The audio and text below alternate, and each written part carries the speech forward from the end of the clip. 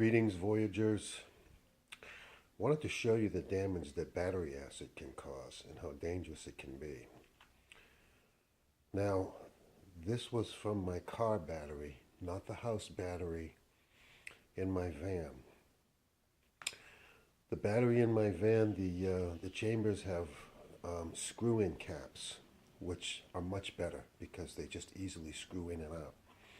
But on my car, the caps are those kind that you have to pry off with a screwdriver or something. And sometimes when you pry them off, they flip off real fast and splash battery acid around. So you gotta be careful.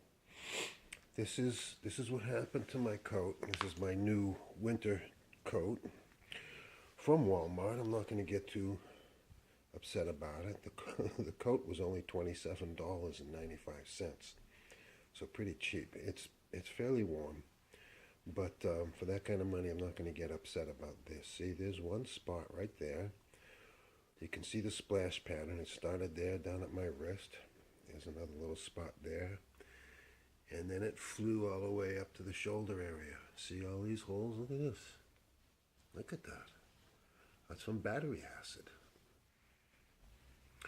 So that's a danger of lead acid batteries. I would recommend, if you're buying a lead acid battery for your car or your van or whatever, get the kind with the screw caps that you can just screw off, because they come off very slowly and very loosely, and they don't go flying if you have to pry them off. So this is my daughter's cat. This is my tripod. This tripod is 48 years old. I bought it brand new when I was 18. It's mostly aluminum. I think it's almost all aluminum. And it's taken a lot of abuse over the years. I've actually used it in salt water. I've gone out into the water and planted it in the sand and gotten some pictures that way. I never took it underwater scuba diving with me, but I thought about it. Anyway, it's old. And some of these clasps, I forget which one it is now a little loose.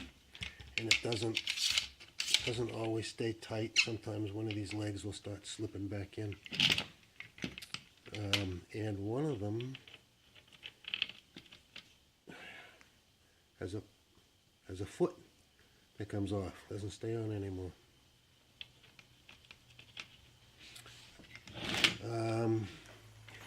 What else? This thing right here, this thumb screw here, it stopped working for me for a while. It was just really loose. And I finally figured out how I can, there's two pieces to this bolt.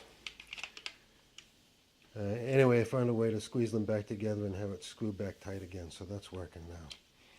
And other than that, it still works good, and I still use it. It's heavy. If I'm going out for a hike in the woods, I definitely am not taking this. Any kind of photography or videography I do, or I have to do any kind of hiking, I'm just going to use handheld. Do the best I can. My Vixia, my Canon Vixia, has image stabilization in it, so that helps. My smartphone, which is what I'm using right now, does not. So yeah, that's my antique tripod, which is still functional for the most part. And you know, if you just clamp everything down tight, you know, turn all those screws down tight, and it's not a real windy day, it still works just fine. Huh, Kitty? Kitty is kind of confused about this thing, huh? What's up? What's new, pussycat?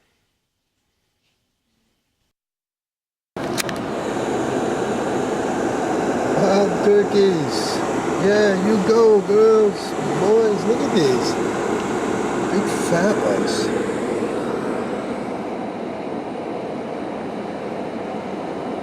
Gobble, gobble, gobble, gobble, gobble.